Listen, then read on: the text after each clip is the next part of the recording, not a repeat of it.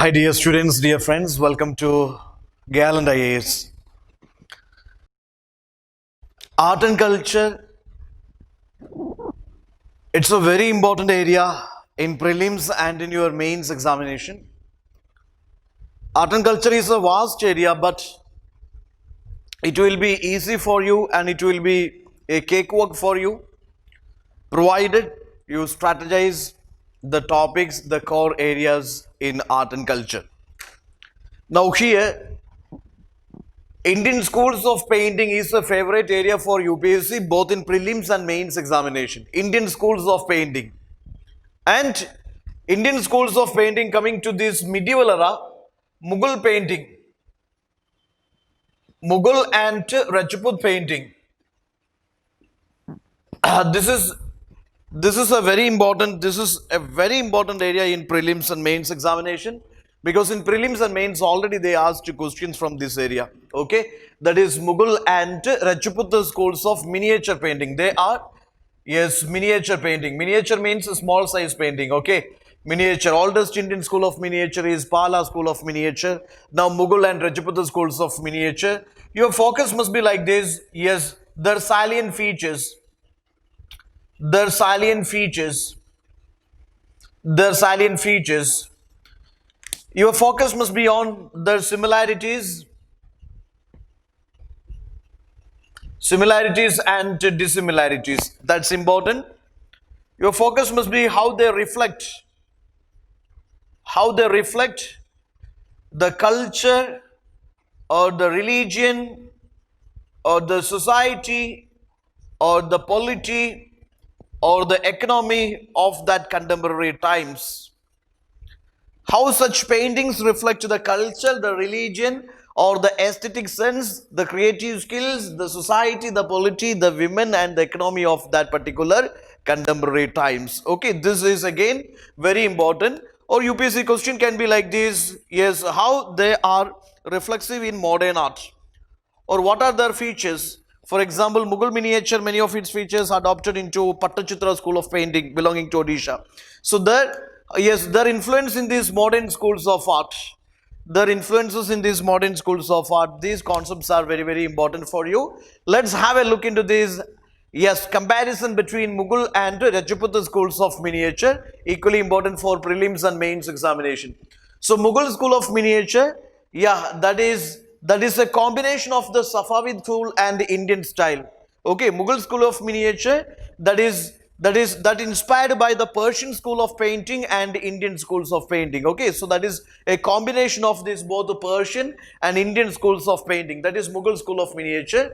Then Rajput school of miniature, definitely Mughal school of miniature influenced Rajput, and the folk traditions, local traditions also, yes, Rajasthani traditions also influenced Rajput. So Rajput miniature is a mixture of Mughal and Indian traditions. Now here, Mughal school of miniature painting, which is mostly aristocratic in nature, that is dealing with the life of aristocracy, the elite group, upper creamy layer, the royal family, the nobles, the royal family, and the courtly scenes, courtly life, aristocratic life. So most of the themes are revolving around that aristocratic family or royal family, courtly events, courtly life, etc. So aristocratic, they are mostly dealing with the courtly scenes. That is Mughal school of miniature.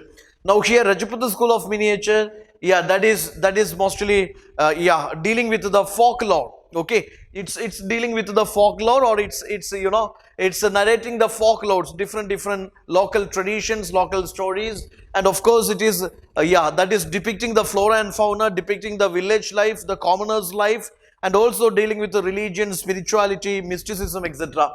So here Mughal painting, you can say most of the themes are secular themes. Okay, the themes here, subjects here in this Mughal, they are secular subjects. But when it comes to Rajput subjects and themes, they are mostly spiritual, religious, and mystic. That is Rajput. Now here Mughal school of painting, that is realistic. It is known for its realistic representation.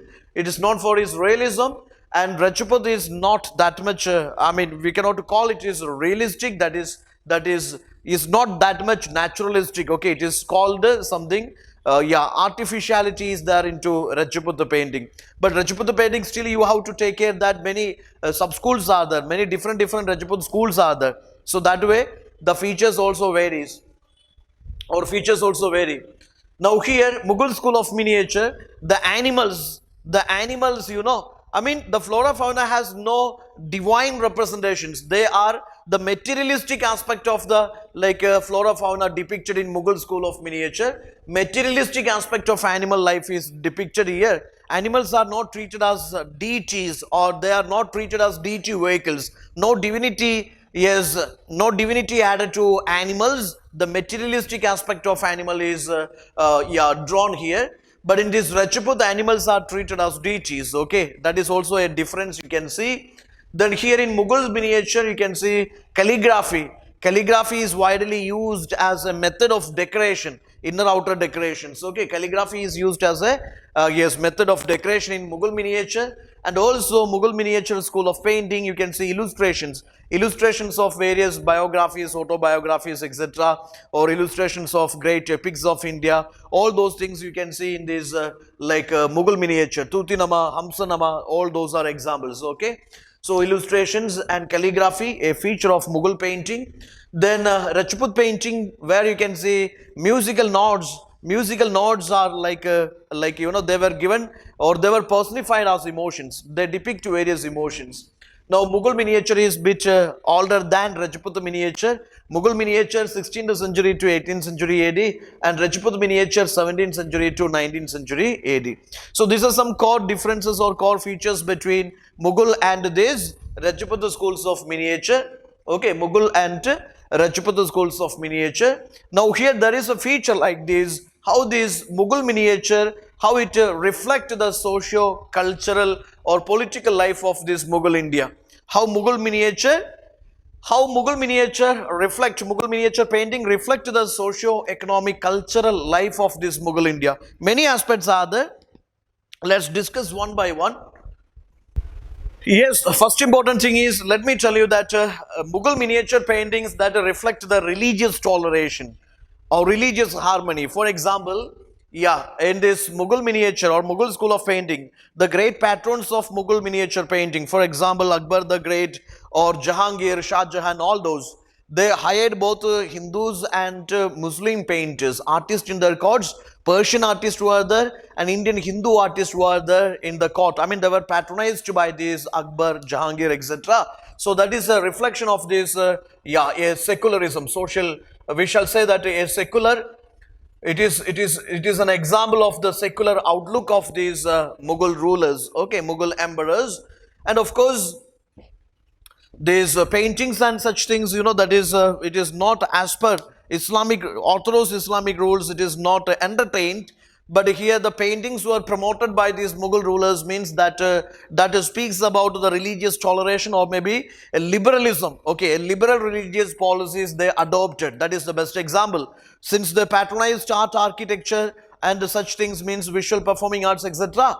Yes, that means, yes, Islam religion was liberalized. Okay, a liberal version of Islam religion that was patronized by, liberalism within the, liberalism within the Islamic religion that was shown by their patronage to various art forms.